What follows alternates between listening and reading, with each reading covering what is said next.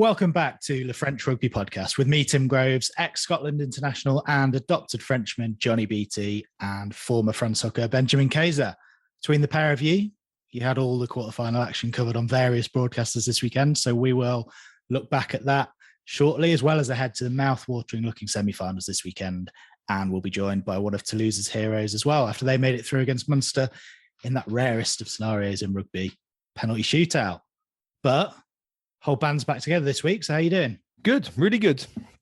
No, just good. The weather is good. I'm becoming English now. You know, the first question, my first answer is always, what's the weather? It's not raining. Nice. To be fair, it's more than not raining. It's 15 degrees, which means it's sun's out, guns out, barbecue time, beers everywhere. But no, good. The girls are happy. Wife is happy. Of course, a new house probably is going to happen. So I'm the only one that's miserable about the whole thing. But you're paying for it, mate. That's why. Exactly. But no, mate. You know, one of those moments where a lot of grind, a lot of work, but everything's good. Everything's happy. Everybody's healthy. And the weekends of rugby have been really cool. I must say, I really enjoyed them. Johnny's laughing his head off there. 15 degrees. we just cleared out our swimming pool because it's 29 here at the end of the week, so we're to rub it in. But yeah, same. Life is good. Everyone's happy. Everyone's healthy. The sun is shining. The Grand Bleu, as they call it in these parts, is back. So no, summer's coming, boys. I'm excited. And like you said, Benji, the rugby's been great. It was my first visit to Paris and the Defence Arena at the minute, which I'm sure we'll get onto. But what a place! Like unbelievable setup. I've never been to anything like it. So no, all is goodness neck of woods too. You mentioned it. Benji was watching on from the studio in Stratford, and you were there, so he just swapped places, I reckon. Did they have a little statue for me or not? Is that not still there? Kaiser Soze statue. 100% record at the Euro Arena. Apologies, I only went there once. You know, so not a lot of guys can say they've got 100% record at the Euro Arena. But did you go to the nightclub after you won there or not? No, we didn't. It was like second game of the season when it was still barely getting started. But no, it's a weird place. It's a weird place. It's not a rugby stadium, but it's one of those incredible venues. And we played, I remember, first week of September, probably the second game of the season. So it's roasting hot outside, and you walk in, and there's aircon, and it's pitch black dark. When everything's so light, you feel weird, like when you're in a casino, you don't really know what's going on, and you need windows. Sometimes you need to bit of this, bit of that. But I was scared shitless about the turf, and it's actually spectacularly good. Like, it's incredible. They really have made had a lot of work done on it. And Yannick Nyonga, who's the team manager, was telling me that they can decide which it's like a mattress that they put down, like a carpet. And they can decide how high they want it. They've just got the right balance at the moment that they think is perfect. It is spectacular. It makes the quality of rugby spectacular. It's by a mile the pitch, if you want to call it a pitch, on which there are the most tries that are scored. It's not just Racing, who are very much fast-paced, open rugby type of team. It's also oppositions that love it. And I was speaking to Yannick actually this morning for something completely different. And I was asking him, like, is it fair to say that Racing's pack is particularly small? I haven't seen them like this. You know, we've spoken about him a couple of times. Baptiste Chouznou, who's a really good number 6 and played for Bayonne, really lanky, got incredible. Yeah, he's playing lock for them. And he was saying this, it's a mix of a couple of things. For one, and it was a pretty good, way of thinking it. It's like, look, every single home that we've got, you can consider that it's basically like summer rugby. You need to be fast. Then, when you play in September, when you play in May, in most clubs in which you go to, it is also going to be fast-paced. So basically, why would you build a forward-orientated, slow, massive, big old pack if it's going to be for 3 potential games where you're going to have to play in the rough, in the mud of Brive, of Grenoble if they're here, of I don't even know who else I could think of, but all those teams that could be a little bit tougher. Well, yeah, it's a fair point. It's a fair point.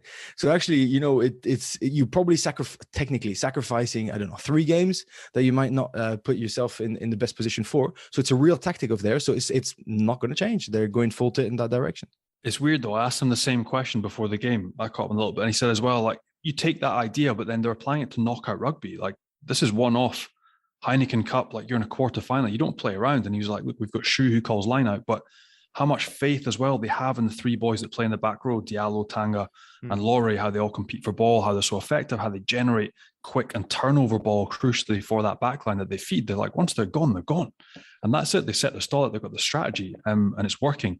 Like, strangely for them, you mentioned Shu, my old teammate at Bayonne. He smashed his, he completely broke his collarbone at the weekend. So that's him gone for the rest of the season. So they'll have to think of something different. But yeah, an amazing place. Like, you get in there, it's honestly like entering in an alien spacecraft with a rugby field stuck in the bottom of it. Like, it's incredible. What a place to play. And weirdly, week in, week out, it must be phenomenal. For that to be your home field, the quality and the speed of rugby that they play, like, incredible. Such a good place.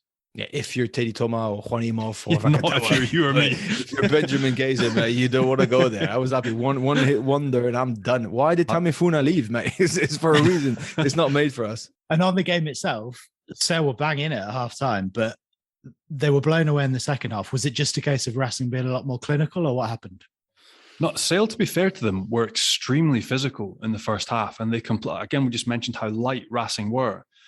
When they were taking the ball to the gain line and multi-phase and trying to bosh their way through, it wasn't working. And then they were just throwing the ball wide and turning the ball over themselves. But Sale played the game in the right area. They just couldn't convert that many points in that first half. But the physicality from the Dupria boys, from Tom Curry, from even guys like Faf de Cler, like, they were sensational. But then when the game, and Manu as well, but like Faf's tackles on Camille Chat, like, incredible stuff.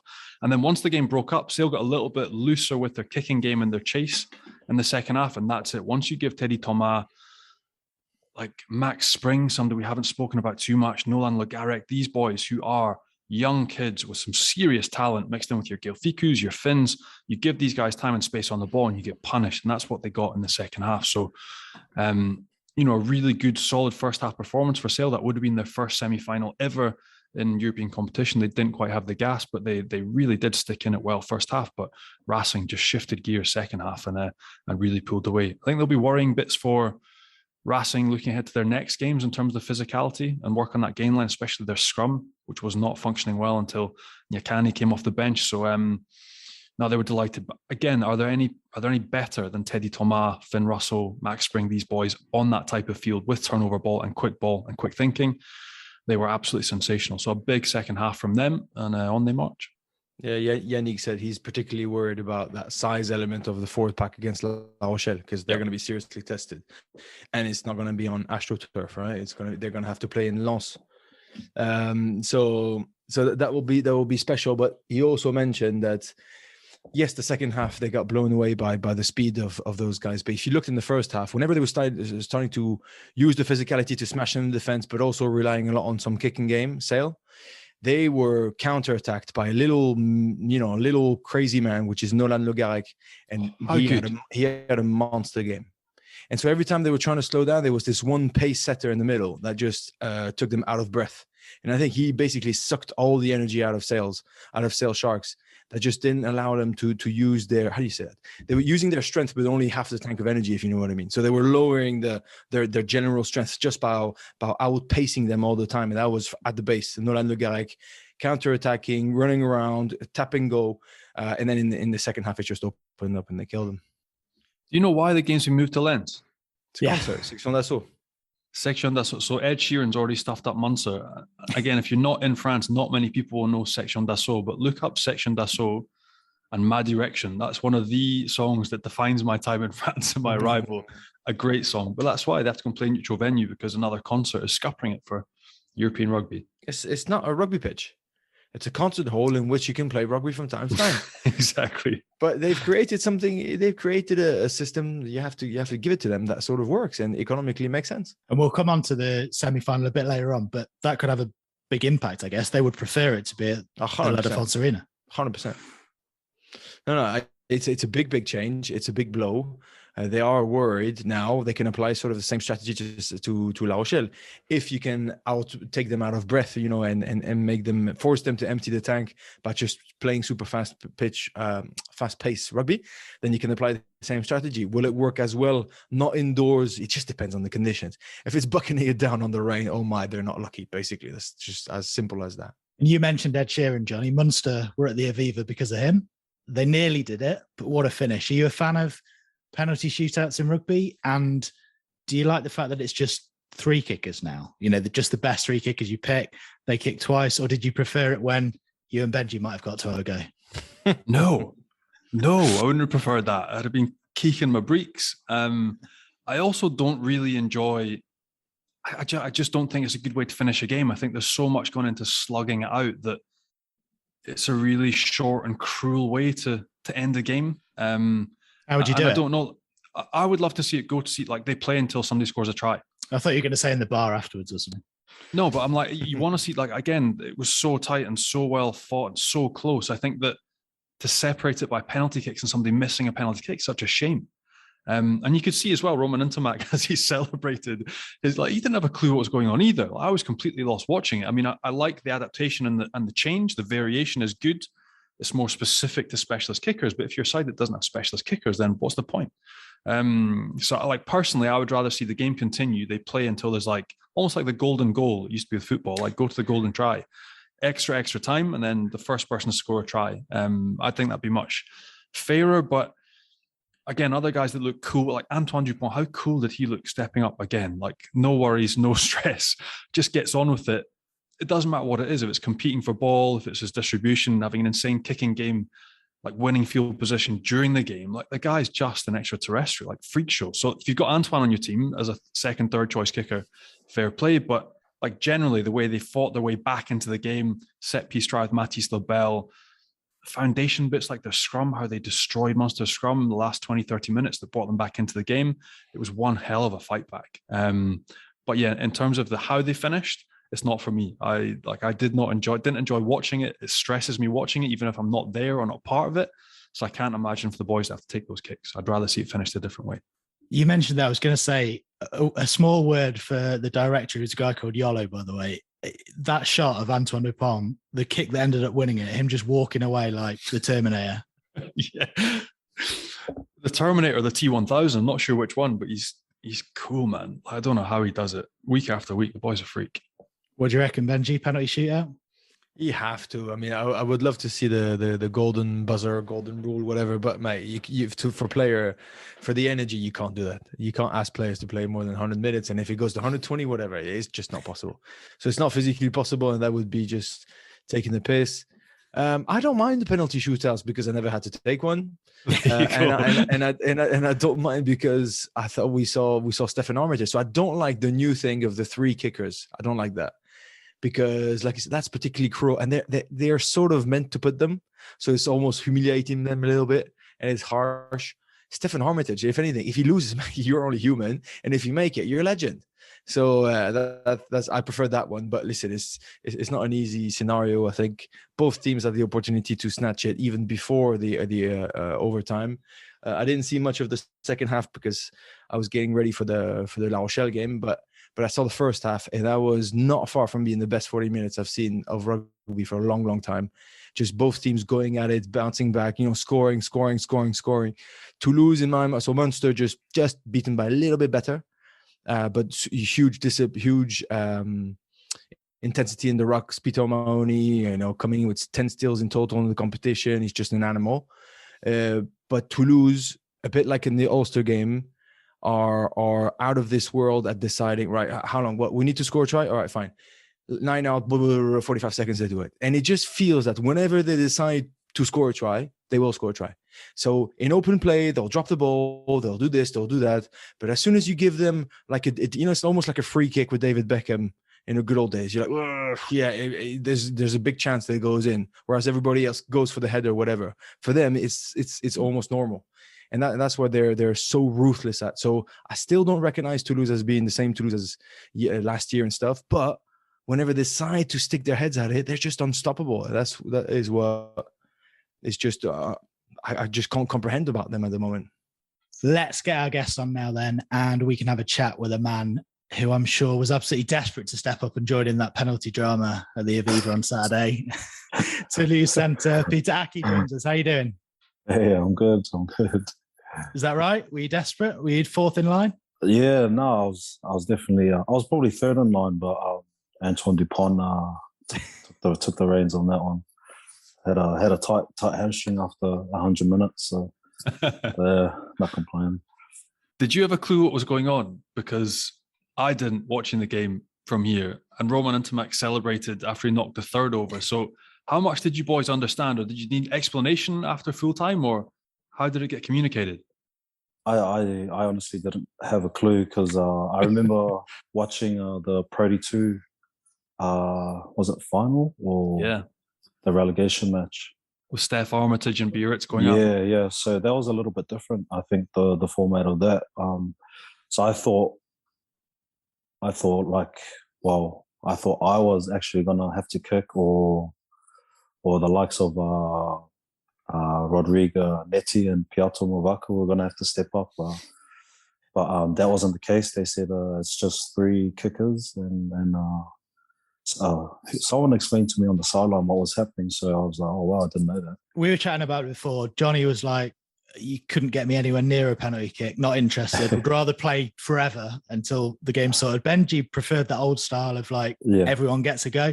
What do you reckon? Would you have liked to see Big Joe Takori take a kick? Oh, he actually tried to take a kick after the game was finished, or the place kicks were finished. He tried to take. How did it go? I didn't look.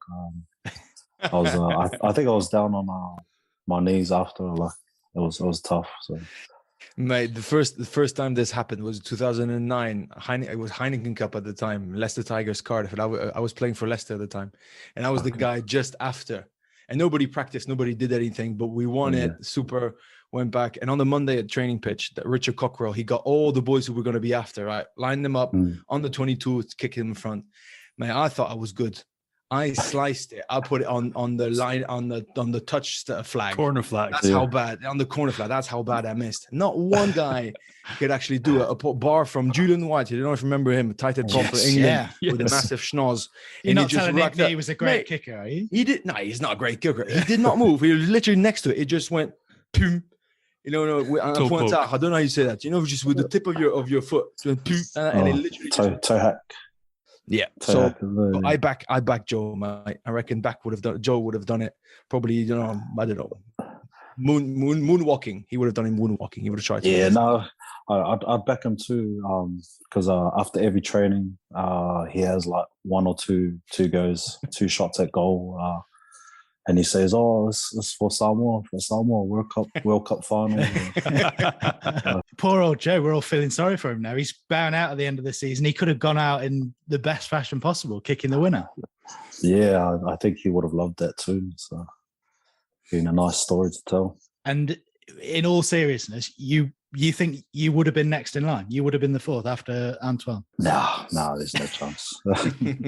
I mean, I'd back myself to kick, but I think there's guys that actually kick, like Baptiste Germain, and I think Matisse, he's handy with the boot.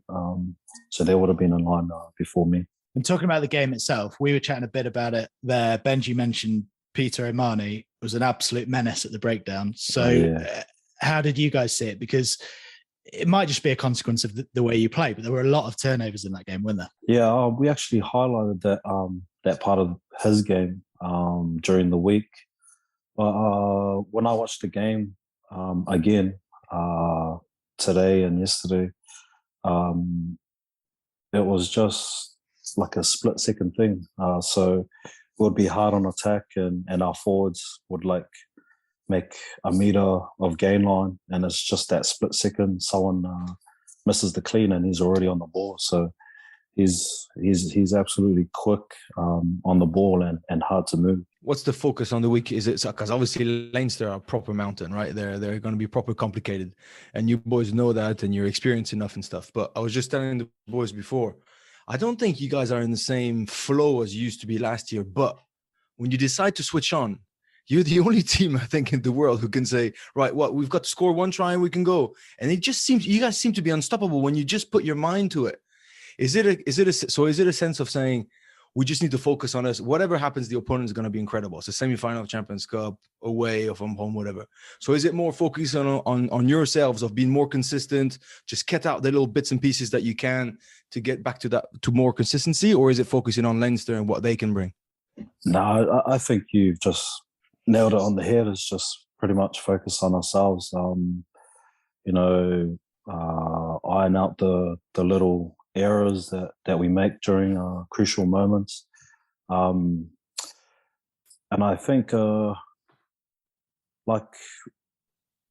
because everyone says that there's a Toulouse sort of style, like we like to play up and stuff like that, and like we do, but I think we just gotta be better at choosing our moments and choosing what part of the field we like to play up or stuff like that, and like we can use our game players. They can kick, so the guys, the likes of Roman and Anton Dupont and Tomo Ramos, just taking the reins and getting us at the right ends of the park, and then we can just roll up the sleeves and work from there. So it's finals footy, it's knockout rugby, so we got to keep it simple and just put the pressure on them pretty much.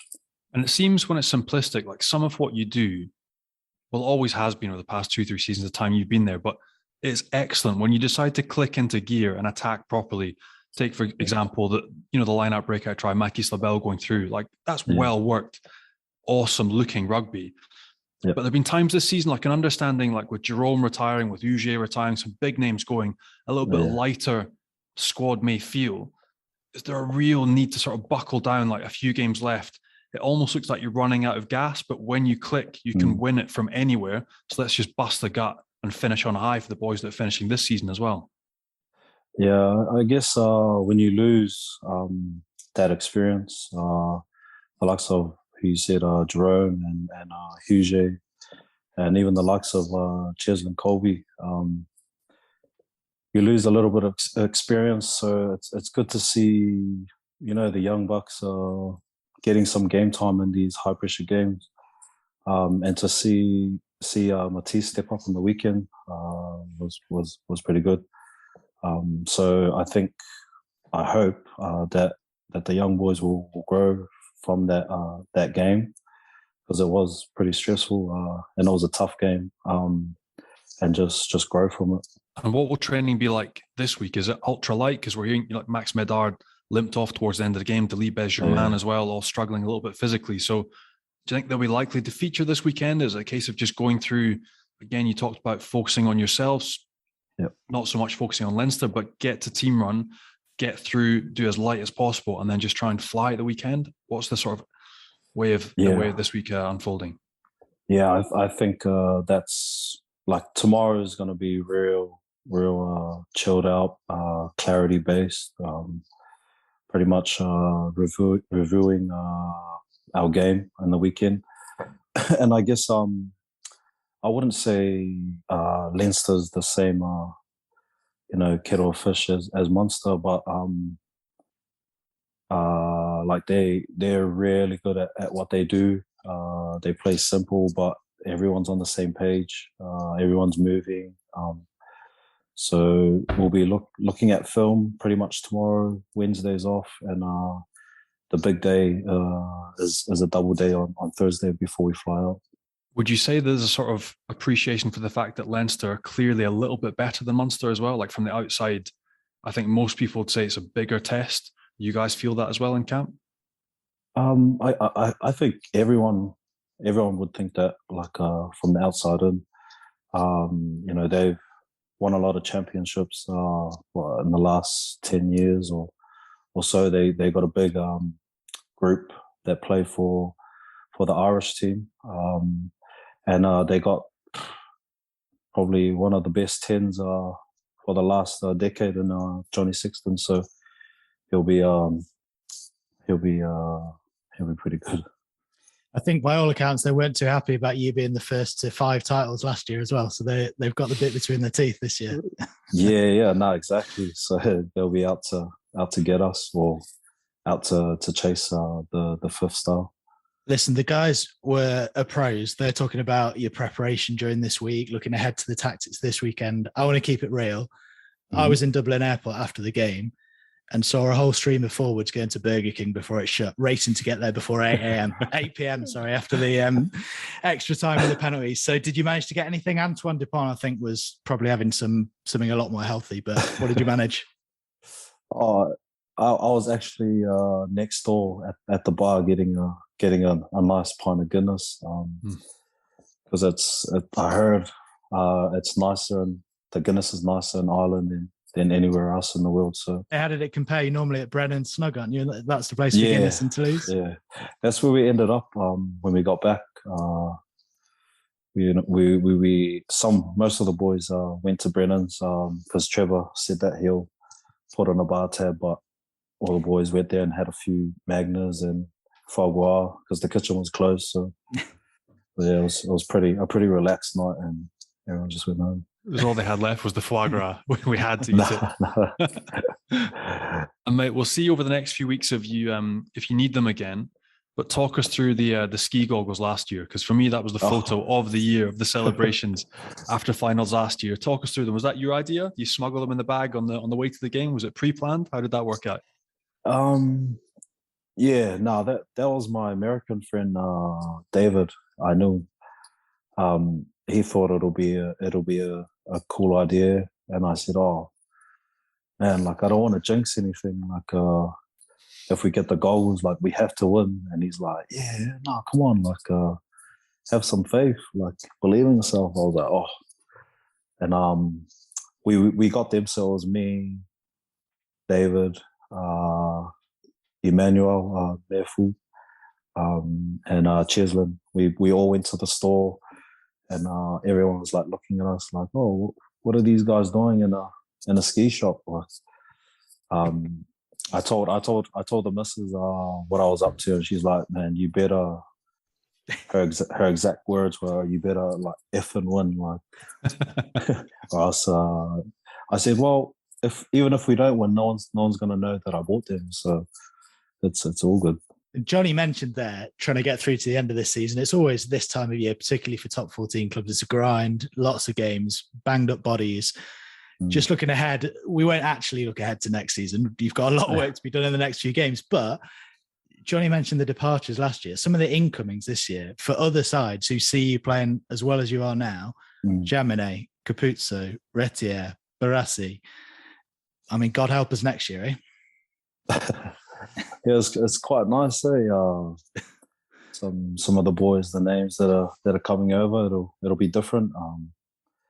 But I think it's going to be a bigger loss. Losing the experience of Max and Joe, especially Joe. Just the culture wise, he's a big part of this team, and I guess someone will just have to step into his shoes and take that role on. Do you fancy it? Me? Nah, it's not me. I'm probably too quiet to take that role. Probably Emmanuel. I think. I was gonna say, mate, Manny. He's the same mold. Yeah, I think him or Rodrigue Neto. But you've been there 4 years now, and you've got a couple of years left in your contract, like you've just re-signed. So it must feel like home, because the way you play, the way you settle within the side, you look like having a great time. So does it now feel like home to lose in France? Yeah, it definitely does. My family love it here. My two girls go to a good school and they love it. So Toulouse is definitely a home for us here in France. And everyone on the outside will want to know, because they're two of the most talked about players on the planet. You play directly outside them. Give us an insight what it is like to play with Antoine Dupont and Romain Ntamack. I think it speaks for itself. You see it every weekend. Some of the stuff they do is just out of this world. All I have to do is, I don't know, to give them some calls on the outside, or see where the space is, and just try to let them know. But other than that, it's just them. Get on their shoulder, that's it. Yeah, exactly. And personality-wise, how do they compare? No, they're both quiet, eh? They're both quiet, like off the pitch. They like to keep to themselves, but Antoine Dupont, he likes to have a little joke here and there. I know it doesn't look like it, but he's a little bit of a joker. And on the pitch, you mentioned off it there. You mentioned Johnny Sexton earlier on. He is about as vocal as you can get on a rugby pitch, bossing his men around. What's Roman Entamak like as a 10? No, he's pretty vocal at trainings, but you know, I've heard stories about Johnny and what he's like at trainings and stuff, but Roman's nowhere near that. From what I've heard, give him another 12 or 13 years. You never know. Yeah, I know. Johnny mentioned it's home now, Toulouse. A word on Ugo Moller, because he's had to cope with a lot since he moved there. He didn't go well straight away.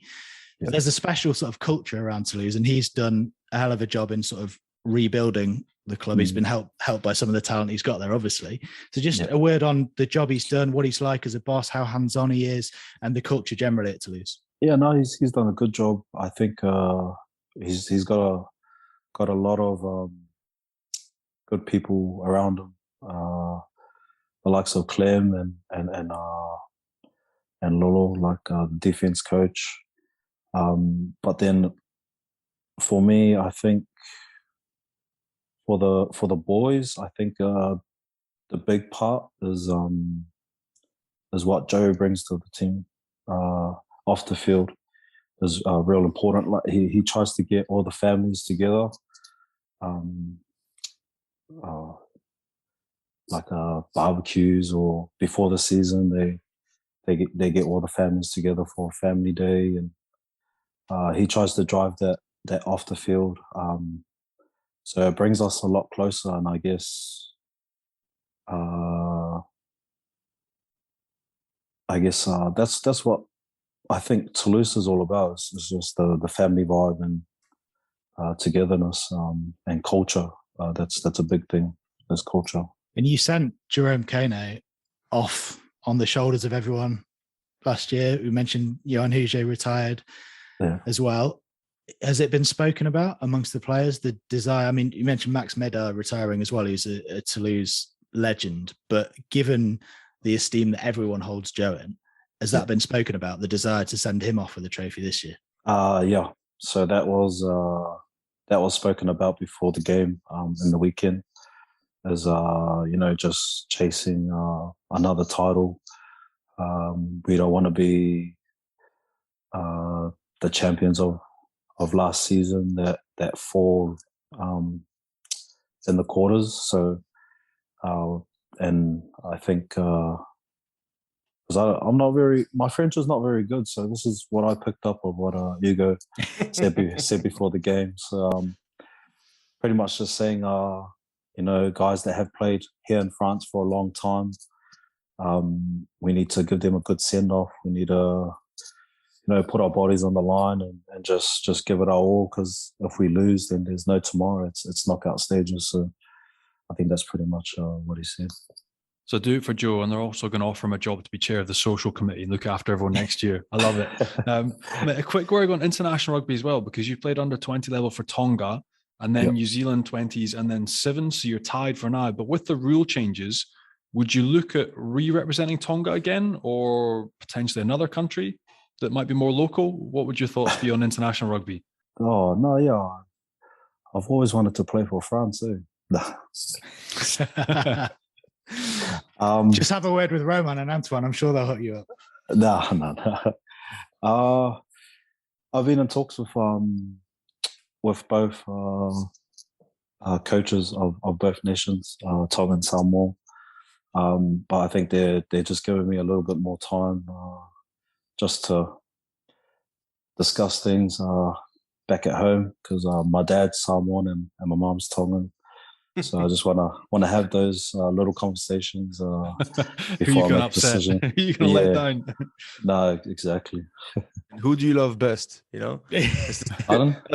It's gonna be the easy answer for you. Who do you love best?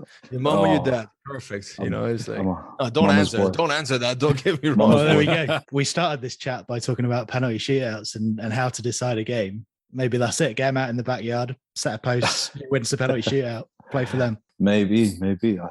Either way, the thought of representing one of those countries, which are both fabulous, at a World Cup next year is fairly epic. Yeah, no, it would be. Just to play in the World Cup would be a big tick off my list. So it would be cool. Good luck working all that out. Speaking to mum and dad.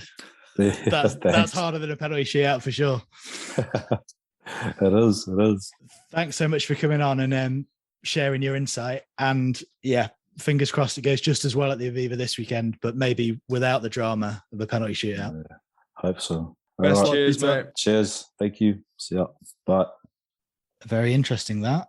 He was kind of keen to have a shot, kind of not keen, couldn't work it out really. I don't think you neither you want to tell us, but he didn't want to expand on it. It's more it's a complicated question. You're just happy when your team wins, right? You want to do your best, you want to contribute, but at the same time, it's a bloody tough thing to take on. So I think he's just being humble and chilled. Also interesting what you said, Benji, that you were next in line back in 2009. Oh, man, so I was what? myself. What I was going to say, what were you feeling? I was pooping myself in a serious way. Super high tension. I didn't even have a clue how I was going to do it. I mean, I've always had some weird relationships with kicking. I don't know who decided that the hooker was meant to be the one that would hold the ball when it was wet and windy, and you need to release it at the right time for the kickers and stuff. I always remember my first season I never did it when I was young, because obviously when you're young, nobody holds the ball for the young kickers when you're in the 20s and all that. And because I jumped straight from the 20s into the professional setup, I wasn't and I just jumped into the team, and I was the young little muppet, they would make me to do anything. And I remember that David Skrilla was like, come on, sit down, whatever. And I laid down on the wrong side. I was like, I was going to get kicked in the face because I wrote on the right side. On the other one. Okay. And I didn't know when you were meant to release the ball. So I know you're asking me about, whether I will want to kick or not, but I'm telling you that overall kicking is just a bad experience for me, because I remember letting go just at the wrong moment, and I had some sort of a sticky thing on my finger, whatever it was, and I just moved the ball as I was lifting it, and he misses it. And just on the big screen, I remember it was in Toulouse, Stade Français Toulouse, Sunday night, 9 p.m., on sort of primetime TV, and all you could see is a zoom on David Skrilla's face, screaming at me, and me on the floor looking at him like, oh, like, sorry. Oh man. So kicking for me has always been atrocious. Taste linked to it. So the idea of me stepping up for penalty shootout in the semi-final of Europe, no, thank you. So on that exact note, you've been through it. Were you the happiest man in the stadium when Martin Williams missed that kick and you didn't have to kick? No, it was the same atmosphere, bar from Romain Tamac lifting his arms. It was the same atmosphere as Antoine Dupont. It was so weird. We didn't make a sound because you almost felt bad. So when Williams lost, everybody was more shocked than happy. You're like, shit, because we thought he was going to nail it. There's some good kickers that missed it. And for us, it was the 22 in front of the sticks. We had Johnny Murphy, who was a really good kicker, and he just sliced it. Martin Williams, we were like, yeah, for sure, he's gonna nail it, and he sliced it. So if anything, as soon as we won, we obviously jumped on. It was us. It was Jordan Crane, number 8, that went to Bristol afterwards, who nailed the last kick, and everybody's jumped on him and stuff. Exactly. And then you turn around. And everybody, all right, hands down, just go and shake everybody's hands. Hard luck. What are you going to say? And so it's a bit of, no. So there was no super celebrations on the pitch. There was more in the changing rooms, obviously. But you almost felt bad for the blokes. You're like, sorry, somebody's got to win. That's how it was. And we haven't spoken about the all-French clash between La Rochelle and Montpellier. You were on commentary for that, Benji. So what did you make of it? It was a good game. It was a packed Marcel de Flandre as usual. The sun was out. They're a buzzing team at the moment, La Rochelle. They really have something special about them. They remind me of a beautiful yellow and blue club, called Clermont-Ferrand. It really is sort of the copy of it. It's true. In the good old days, that's the buzz that was about. There's a special atmosphere in the stands. They play in a special way. You could tell they're definitely up for it. They've got the right amount of balance between pure power and just fast pace. They've got a coach or coaches when Jono Gibbs was there, but now a coach, definitely Roland Logard, who you could tell he's up for that competition. He's giving him a bit of strategic edge. I think there was no chance that Montpellier ever going to win that one. They were dominated from minute 1 to minute 80, but La Rochelle made a couple of mistakes that just allowed Montpellier to come back. For one, they didn't seize every single opportunity that was given to them.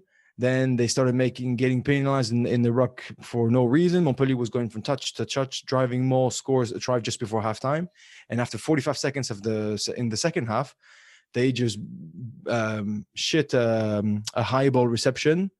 Bourgarit, I think, loses the plot a little bit, tries to go for the ball, so he bumps in his own 9. They drop it, and Reilac just picks it up and scores. So all of a sudden, they've done nothing, but they score 14 points almost pretty much back to back, and then they're back in business. I think there was one point difference or 2 point difference or something like that.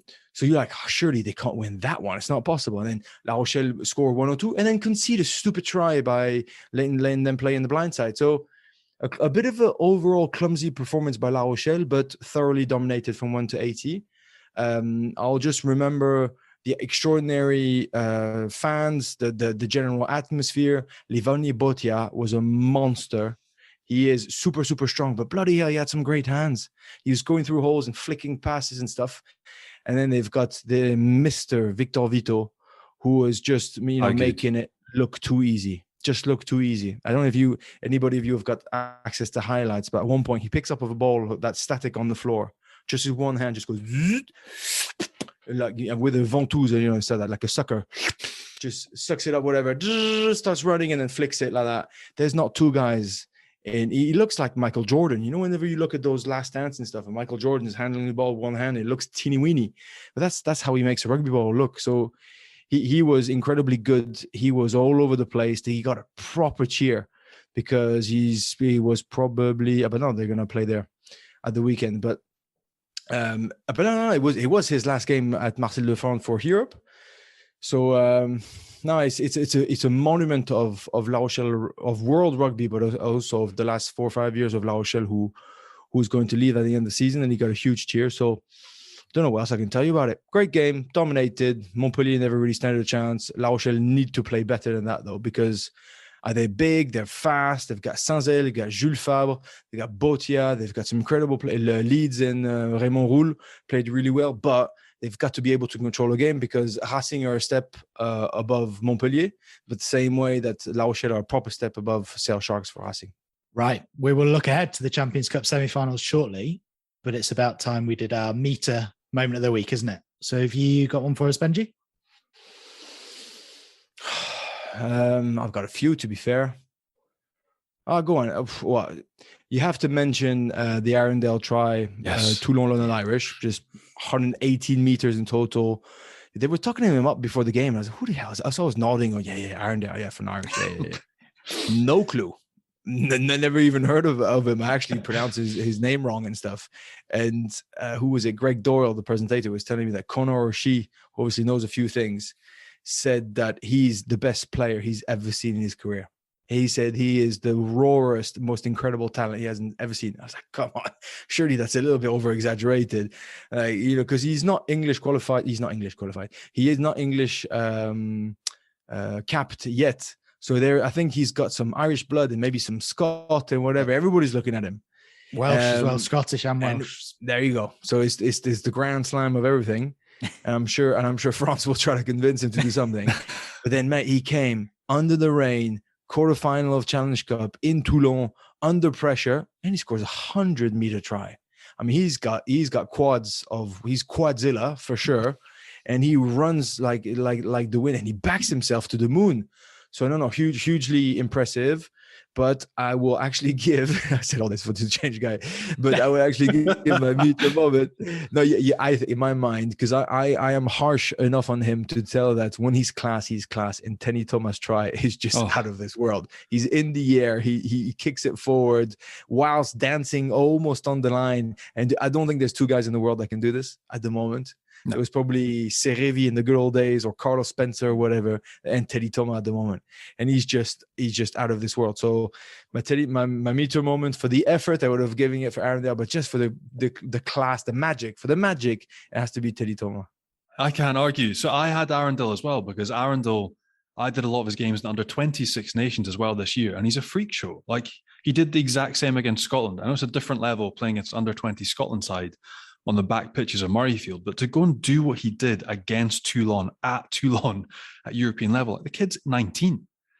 And like he's got this freakish ability to run full tilt and change direction at the same time. It makes it look effortless, but that was one hell of a finish. And also to dust like Emerick Luke and Gabin Villiers, you won't see many better in Europe or in the world this year. That was absolutely freakish. And he was my first option. My second option was Teddy Thomas as well. So we'll go with Teddy Thomas. But again, the speed of thought, the skill set, the agility, the swift thinking to be able to do all of that in a fair swoop and stay in field and then finish, mind-blowing. So I agree, Benji. The Meteor moment of the week, Teddy Thomas, his performance, and a wonder try. There we go. That was Benji and Johnny's Meteor moment of the week. And Meteor is the world's #1 wireless meat thermometer, recently making over 11 million cooks better with their game-changing app and completely wireless Bluetooth meat probe. You can use it on a barbecue, in the oven, or in a pan, and you can get your hands on one at meteor.com. Plus, we've upped the stakes, and you can now get 20% off any full-price item. All you have to do is enter the code FrenchPod20 at checkout. That's FrenchPod20, and you get 20% off any full-price item at meteor.com. And before we get into the semi-finals, summer is coming. Benji, Johnny's got you sorted with some beers. Oh, hello. I have I done, love mate. beers. I have that. You love these as well. And they'll be landing at your doorstep fairly soon, Benji. We've ordered you a pallet. But they've quickly become my favorite beers. And I'm delighted we partnered up with them. So whether you're out watching some sport or watching at home or summer barbecue, Days really is a beer for all occasions. And they are top drawer. Yep, Days is a new breed of alcohol-free beer created for those who want to do more. Proudly brewed in Johnny's native Scotland using locally sourced ingredients, their beers are 0.0% ABV and low calorie. And they're now a B Corp certified company committing 2% of all sales to charities that empower fresh thinking towards mental health. Brewed for good times, good days, and good tomorrows, you can enjoy all the great moments associated with a cold beer just without the side effects. And with over 700 5-star reviews, it tastes great too. So just head over to daysbrewing.com and use the code RugbyPass15 to get 15% off a case. Right, semi-final time. Last season was the first time in 16 years that there were 3 French teams in the semi-finals. It's happened again this year. Lyon, Toulon as well in the Challenge Cup. Is it high salary cap that's doing it? That's what everyone says. Johnny, is there more to it than that? I think it's a combination, mate. I mean, I think that helps. And I think it's going to get harder for the English sides, certainly in Europe next year, because they're being reduced to a 5 million salary cap. But French teams at the minute, like you take Racing, for example, the mix of young talent that they've got coming through, whether it's a Spring, Diallo, Le Garec, the French talent that's coming through at the minute and is being nurtured is next level. And I think that is the reality of where we are at the minute. The French kids coming through are standing up and they haven't had the game time over the past 10 seasons. But now GIF rules have shifted and we're seeing a new generation that is really exciting. Yes, there's also the salary cap and they have the best budgets to capture the best foreign talent. But as it stands, French sides are leading the way. And Benji, can Toulouse do it all over again in Dublin? Or is it going to be a step too far against Leinster? It's a tough one. It's a tough one because on the day, if there's one team that can upset anybody anywhere, it's them, right? But Leinster are no fun. They are no fun. I saw their game against Leicester. They just dominated. They don't they don't leave you the slightest chance of, Leicester are top of the Premiership. They're smoking everyone. It's going to be in Welford draw. It's going to be Aussie at 20-0 halftime. Okay. Yeah, but they're going to trip us up. They're ruthless. They're absolutely ruthless. They know that it's competition inside out. They've got a ton more.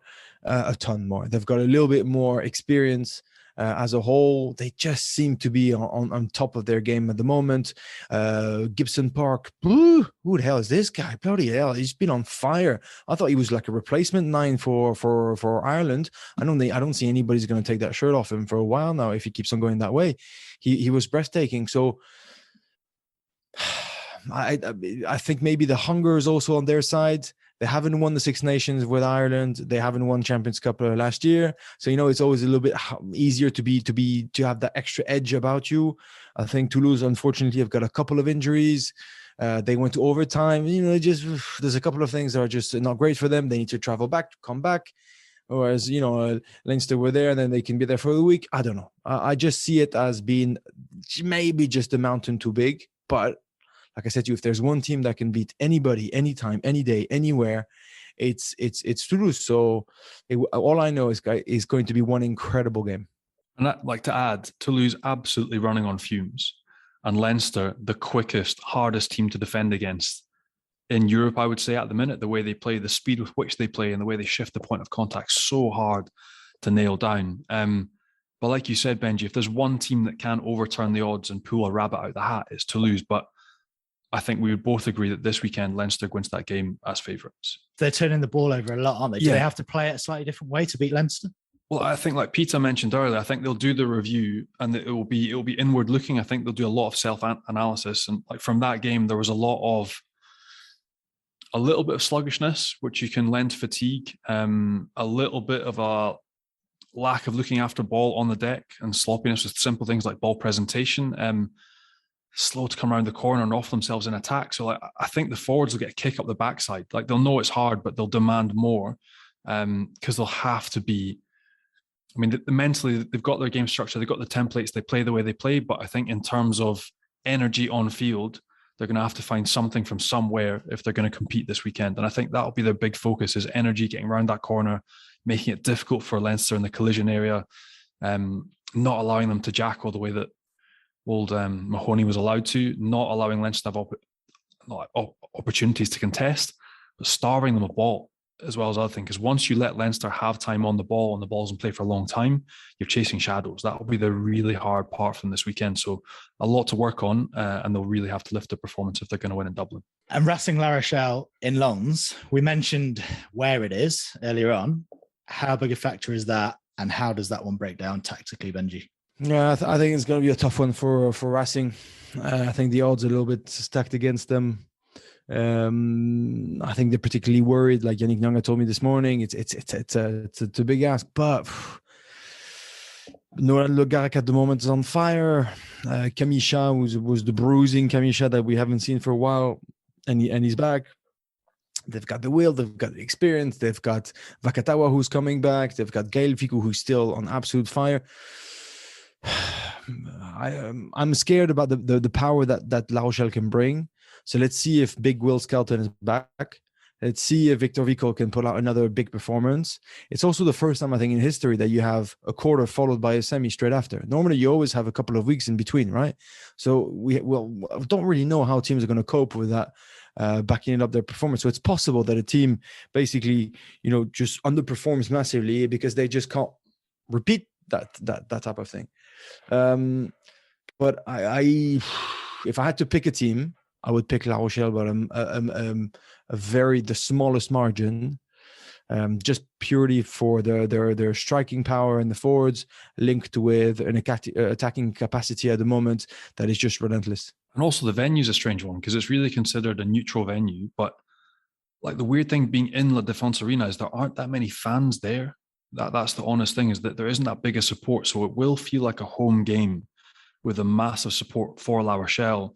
The other thing tipping in their favour, again, just the physical aspects. We talked about it earlier, but the Racing scrum, how that really creaked and struggled against Sale. You think that's a real bread and butter piece for La Rochelle at the minute. The other bit that worried me for Racing was line out, but then in terms of line out, La Rochelle don't really compete. They normally leave Will Skelton down the front, so the front of line out is open to be taken. So they should get the ability to get ball back and attack. But just, I think when you see how well oiled La Rochelle is or are as a machine at the minute as a team collectively, again, just like Toulouse, they've got the ability to shift and go to other levels. And I'm not sure as a collective Racing quite have that. I think as a backline at the minute, you don't seem any better, but my worry is up front and the physicality. So that's where I just see La Rochelle edging this game. So I think for me, it would look like a La Rochelle-Leinster final. And a quick word on the Challenge Cup, 2 Anglo-French semi-finals, but both at home for the French side. So how do you see them going? Really tough one for Toulon. It's the worst draw basically for them to get Saracens, who are hungry for it. who are relentless, who put 40 points on Gloucester. But Toulon have decided that it was going to be one of their targets since the beginning of the season, because the final is in Marseille, for the symbolic of, playing at home and then playing 50 minutes away from home. It would have been ideal. So, but it's definitely the worst possible draw that they could have got. But it's fair to say that if you beat Saracens, that you're going to be favourites, whoever you face in the final. So, are they going to be another question? For another team, are they going to be able to back up after a bruising encounter in front of London Irish, who, without being disrespectful to Irish, was probably harder than they thought it would be? Because they were really dominated for the first 20, and they really had to put everything they had in there, put their backs into it to step up in the second half. So, wow, I'd love to see Toulon do it with passion. My heart will say Toulon. My mind is saying that Saracens are just too good, and that will be a tough one. And the other one, Lyon Wasps, Benji, again, I watched a bit of Lyon against Glasgow last week, and Glasgow took them right to the wire as well. I was really surprised. And Lyon just had enough to get over the line. I haven't seen much of Wasps, hand on heart, so I can't really comment. But Lyon, again, just with the size, the physicality, should they overpower a Wasp side that up front isn't massive, it could be a domination. But again, I think I've seen 2 of the Wasps games this year. And again, when they settle, they've actually been very good. They were disastrous last season, but this year much improved. So again, I think I would agree with you. I think the Saracens will pit Toulon, but I would stick a little wager on Lyon turning over Wasps and making it to a final. And before we go, there's a few little bits of news we should have a brief chat about. Speaking of Toulon, they've made a couple more signings, haven't they, Johnny, for next season? And there might be an all-black prop on the way to Montpellier as well. Yeah, so Jeremy Sanzel, who seems to be attracting attention from everywhere, because he's pretty much like a Swiss Army knife, can play everywhere in the back line. He's moving from La Rochelle, and Benoit Payog, my old teammate at Montpellier as well, La Paille, the straw, he can bench press about 60 kilos, the young fella. So he's making the move down to Toulon as well. So a bit of change in historic as well for Montpellier, losing Fufu, Fulgence Ouedraogo, Benoit Payog, Kylian Galatier as well. He's moving down to Perpignan. It's just been announced. So loads of movement on Montpellier, and a lot of the old guard changing. And yeah, you mentioned all black prop. That's not been confirmed yet, but Carl Tunacoife. Easy for you to say. It's a great surname. But yeah, he'd be a massive addition to Montpellier as well, especially with big Momo Huas probably away much of the time with international rugby. But again, it'd be a strange one for the All Black. I think he's got something like 20 odd caps. That would basically sign the end of his All Black career and mean that he wasn't sticking his hand up for the World Cup in 2023, which would be a big call. And Benji, he is made for France. He was at Narbonne before, a million years ago, and not that long ago. It was like 2015, 2016. Yeah. It's not that long ago. I was going to say just before the 2015 World Cup, I think he said he came back to rugby to lose weight because he was 170 kilos at one point. Used to be a nightclub bouncer as well. Used to be a nice nightclub bouncer, so we'll get on well. My man, did I again? I'm going to shift completely different story. Did I ever told you the story of Malik Amadash that Thomas Domingo told me? Malik Amadash is that massive prop who I can't remember where I think he signed for Agen next year, but he was in Pau and Montpellier and Albi and all those guys. I think he signed for Agen, but he might be in Aix-en-Provence at the moment. It's just a huge. He's funny to watch because he's tall, he's massive. And I remember doing a game. I think it was against Saracens actually, like a Saracens Pau game. Whatever. And I'm over in Pau and I speak to my mate Doming, and I was like, mate, I just saw Malik Amadash coming out. The pandemic has been tough on him. That lockdown, mate, he looks massive. He's like, no, I've got a good story for you. He's like, this guy, he is like 150 kgs or something pre-tax. And during the pandemic, they all had to film themselves and train from home and, take their weight and stuff. And he's like, mate, we told him, if you come back under 145 kgs or equal, then, I don't know what it was. Like, you'll have a bonus and you can play and I count on you, whatever it was. And this poor fella apparently trained really hard. He was videoing himself and sending it to everyone and all this and that. Everybody was cheering him, Malik. Everybody loves him in the change room. And he comes back at the club and he's 146 kgs. it's a bit harsh and stuff. And apparently the coach looks at him and says, right, you're in the fan club, blah, blah, blah, and he just bollocked him. And the guy's like, what? Took it so badly that he was really, really pissed off. 3 weeks later, there's like a second lockdown of where it was. Everybody gets sent home. He comes back at 162.5 kgs for the next bit of training. I think we lost him there, mate. I think we lost him.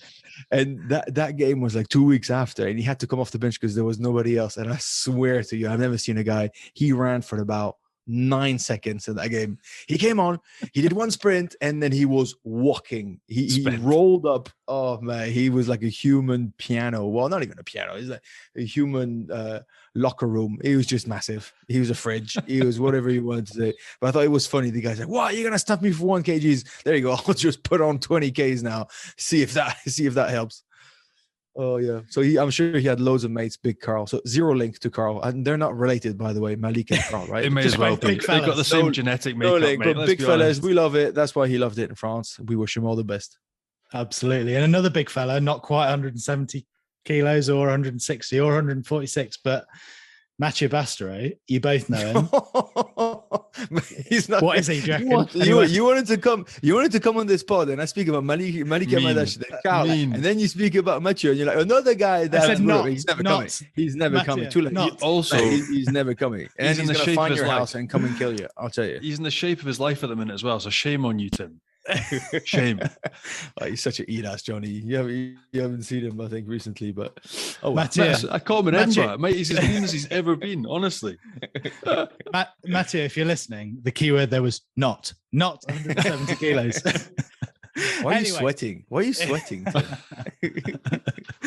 Is he, if he is in the shape of his life, Johnny, is he carrying on, or is he going to hang up his boots? Because there are some rumors floating around that he might go into coaching in the youth setup in Toulon. Mate, it was something we talked about during the Six Nations, and the idea had been floated. So whether he's made that decision or not, I don't know. But I know that they want him to go back, which would be cool. It'd be a great transition if he's had enough of playing, or if he wants to move. Fair play. He's had one hell of a career. So if that's what he wants to do, he'd be awesome at it. Good dude. So fair play. Benji, you know much better than I do. How would you see him as a coach? I would not see him as a coach at all. For the young boys, he'd be a mentor, mate. He'd be a mentor. Listen, exactly. So I hope that he would be that psychological support, because he's someone that he's a guy that had to front up to a ton of pressure his whole career, like a ton of it, and he had to build this big grizzly bear attitude, who would growl at the press, who would growl at people. He's the nicest guy you will ever meet, with a big old heart. And he's got a bit of this, I wouldn't say childish, but he's got this child inside him, definitely, that I could see him being gentle, being kind, being with a lot of empathy for kids and stuff. I don't think technically he will teach them anything. That's what I'm trying to say. That's why I don't see him as a coach. But I think he would be a fantastic sort of big brother figure for all those guys, to give them confidence, get them a mentor, exactly. Especially on the sort of the psychological safety, psychological things out of it. And he will be very good at that. And there are some rumours doing the rounds that Eddie Jones might be being lined up to take over at Racing after the 2023 World Cup. Can you see that happening? And how do you reckon he'd get on in France and the top 14? Man, when you see that Fabien Galtier got slapped, that Christophe Furios is threatening people, that Roland Nogara is about to get killed, Eddie Jones will not last very, very long on the bench in France without good old Christophe Furios. Hey, Eddie, tu arrêtes, Eddie, tu arrêtes. I think he's going to get slapped, but no, I don't know. I think he would love it. I think he would bring a lot actually to a club. Funnily enough, I don't see him fitting at Racing. Maybe I'm wrong. But he's a world-class coach who knows his stuff, obviously. Things are not going fantastically right in England, but I think he's been there for a while. And whatever club organization has him, if he's decided to come with sort of an open mind and ready to embrace the culture, then they would be lucky to have him. That's a big if. That's the thing. Yeah. It's like, it's an if. I'm like, when you see how hard and how he has essentially blown up all of his coaching staffs, right? And if you see like Dylan Hartley talk about how intense it is, and that's just international rugby. Could you imagine having a dude like that in club rugby in France 24/7? Oof, I'm not sure how it would go down. But yeah, good luck to him. Good luck to Racing if that's what they decide to do. But I'm not sure they know what they're letting themselves in for. We will watch this space. Thanks, Johnny. Thanks, Benji. And a big thanks to Pita Ahki for joining us as well. Thanks to all you guys for listening. Make sure you hit subscribe. Leave us a nice review if you can as well. Check us out on RugbyPass and on YouTube. And we'll be back with another episode next week. Au revoir, guys. Cheers. See you, boys.